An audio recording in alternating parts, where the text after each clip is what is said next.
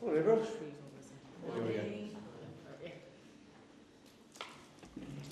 Alright guys, so we've obviously named our team and we're going to do a bit of a live section here and then we'll go into environment. So, Orla, do you want to kick off the live section?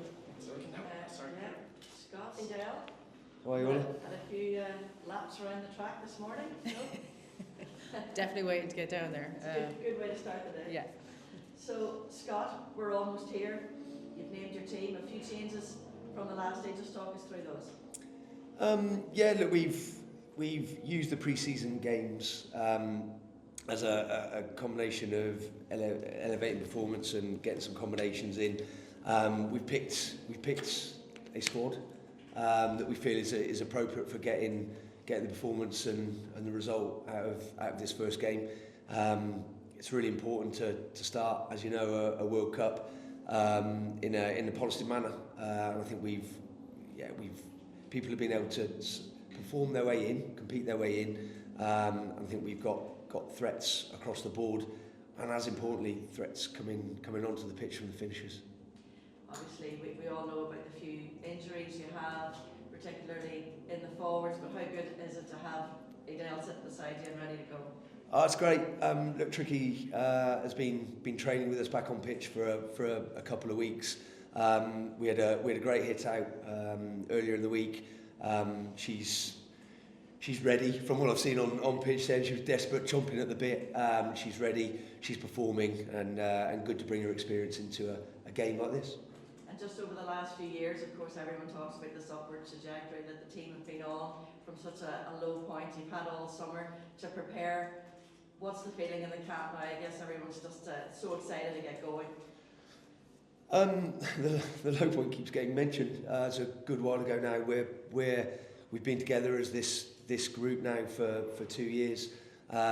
We've continued to evolve our game, evolve strategies within the game, evolve depth of player coming through. Any pre-season, any extended period of time, playing the two warm-up fixtures was great. We just needed to go against a different shirt. Needed to put our game out there in the arena. So we're at the right space. We're in the right space. We're in the right condition physically. Now it's about transitioning that piece into competition mode. And finally, for me, just on Japan, it's a tricky enough way to, pardon the pun, tricky enough way to start. But obviously, you'll want to make a statement in this tournament and get off to the best positive note. They're a good team. They're disciplined. They're well organised.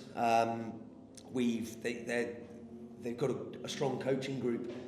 So we're anticipating we'll see some stuff that we've not seen before. We know that we're going to have to get our best game. If we get our best game out there, the result will take care of itself. But they're a good team. We know this is going to be a challenge. I think it's a great way to start a competition like this. Okay, thank you. Edel, just from you, how excited are you to be back, having missed those two friendlies? Yeah, like Scott said, definitely chomping at the bit in training and trying to put my hand up for selection when I can. Obviously, missing out in the warm-ups. Obviously, it was thereabouts, and made the best decision to make sure I'm in the right place for this weekend. But yeah, really excited and just buzzing to get going. Okay, thank you. Edel, how did you pick up the injury? Was there any stage that you were worried you wouldn't make it, and maybe was there extra? Were you aware of the injuries in the back row as well, and give you more determination to regain a bit? I just had a bit of a knock during Six Nations, but like medical team kind of planned out what it was going to look like over the post Six Nations and that build up over the summer. So I was pretty confident that I was in the good hands and put in the hard work in the HBC. So I always knew that the rollout of how it looked like. So I was pretty happy with the way it was going. What's been the central message from the coaching staff this week? I guess the warm-ups against Scotland and Canada, slow starts. How much have you focused on putting that right against Japan? Yeah, fast starts, like you said, but it's important to put our stamp early in the game. I suppose we've had a lot of prep for this first match, so it's important that we get out of the blocks early and just really attack Japan. How easy is it to focus on the job at hand? Because obviously it's 8 years since Ireland were in a World Cup. There's been a lot of history in the last few years. Is that part of the build-up, that the outside night or the story of women's rugby in Ireland for the last few years? Has that formed any part of the discussion this week?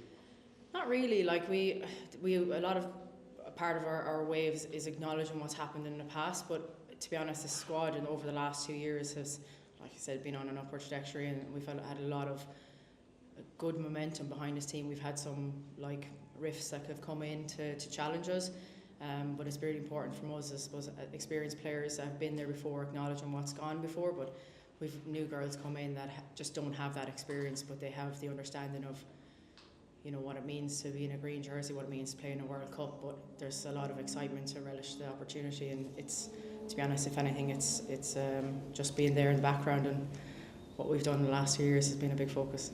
Just one from me, Scott. It's a really exciting looking team, very strong. What are you expecting performance-wise on Sunday?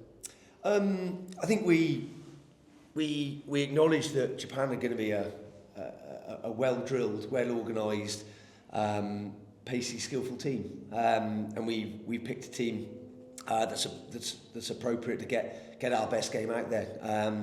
You notice, Fiona Tute at 6, so having some line-out capability across the board, we think will work well for us. Anna McGann scoring a couple of tries last weekend will come on and bring some finishing prowess to a group. So we think we've got the selection in terms of what we need out of the game. We think we've got energy and impact to come on to finish the job that gets started. We spoke, and you've spoken around sort of the starts of the last 2 games, that we've acknowledged that coming out of pre-season into those games that we want to get into our straps sooner in games, and if we do that, we believe that we can get momentum and we'll get the performance that we want out there. What was the thinking behind Fiona Tute? Is it having that extra line-out option in the back row? I mean, she's almost too good, like, left on the bench. What was the thinking behind? I don't know if she started it in an Ireland game, has she? She's not started an Ireland game at 6, but obviously has started plenty in the second row. She's peaking her performance at the right time and space. She's fully earned the shot of coming in. We generally don't try to talk about starting being better than finishing. It's a 23 effort, and if you look at where games are won, usually the business end of it is the back end of games. But we think she's playing incredibly well. She deserves the crack from the start. Having somebody of the physical nature as an Ema or a Grace to come on, we believe continues to add to that back five of the scrum. So yeah, we'll deploy talent as and when we need, but we think we've got the balance right to start this game well. I was talking to Simon Middleton yesterday, and he was saying about being in Cork that time for that game, and also kind of suggesting that both teams might have something up their sleeves for tomorrow, that you didn't show your full hand. Would you agree with him on that? I think they're a smart coaching group. We've obviously spent a lot of time over recent history with mids. Mark Bakewell was actually a previous coach of mine at Bath, and I spent a lot of time coaching James Gaysbrook.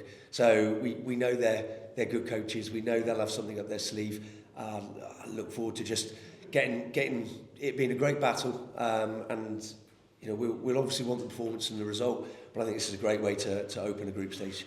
Edel, you've spoken in the past about it's really good for the squad to talk openly about things. Yeah. The fact that most of you, except Clean, obviously, are World Cup debutants, is that something you had to address, even though you were so experienced Six Nations wise and all the rest? To be honest, we did speak about that, I think, when we first came in for pre-season, but we also have girls that have been at Olympics. They've been at the biggest world stage that you can imagine in sport, so tapping into those kind of headspaces like Lee, Stacey, all of the girls, they all have different experience of what it's like to play at the world stage. So we definitely spoke about it in a group, but I don't really you just don't feel like it shakes this group, and it doesn't feel like it's a first World Cup for these girls. They take it in their strides for the youth that there is, and it's honestly it's just cool to see that headspace and that mentality that they have. Anyone else for that? Yeah, please. Scott, we just talked about the lack of World Cup experience. How important is Ewan when it comes to that aspect? Reason I've lived through a couple, and look, with any experience like this, you learn. I certainly took or brought an awful lot with me from the last 2 events in Ireland and New Zealand, And I think that's helped shape our preparation. It's helped shape how we think about this opportunity. We've decided, we'll come in. This is an opportunity. In terms of, yes, there'll be bits that feel a bit different, but essentially it's a test match. There's a pitch, there's a ball. We know what we're capable of. We've just got to focus on us and get our best results out there. I think Tricky just sort of acknowledged there. There's girls that have played in environments, sellouts. Franklin's Gardens is a great place to play when it's full. There's girls that have experienced that less, but the brilliant thing about it is they're not impacted by things that have gone on in the past. So I think the playing group seem really excited about the opportunity that lies in front. From a coaching staff, we're excited. It was actually harder work at the beginning of the week when we were penned up before we get going. Now we're into the training week.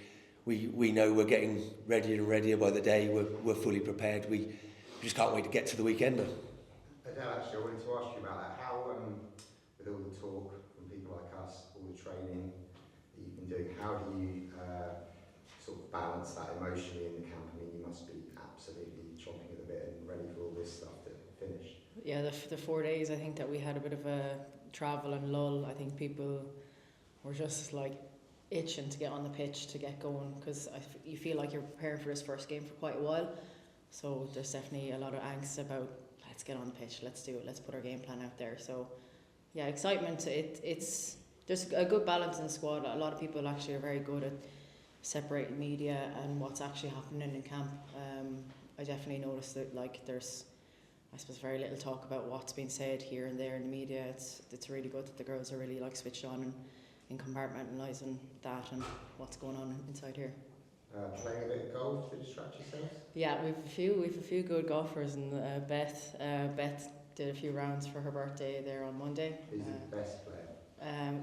I'd say probably Beth. Sam was up there, would be next. I think Lee had a bad day at the office when she was out on the. Who talks the best game? Who talks the best game? I don't know. Who do you think? Don't bring me into this. I've been around for a quiet hack. Eva Dalton was caddy on day. She just looked pretty while she was driving around the girls and sorting out the clubs. Maybe did a couple of pots in the green, but she kept happy just driving the cart. Probably Beth, even though she says she's not that good, she's actually very good. Yeah. Thanks very much. Alright guys, last one. Sorry, Edel. Obviously we saw the news that Shannon put on Instagram this morning. Everyone's thoughts are with her, I'm sure. Yeah, no. Obviously we probably found out as a group a little bit earlier than everyone else heard. But we respected Shannon's space, that she kind of wanted to deal with this herself and even get to terms with what the news entirely is.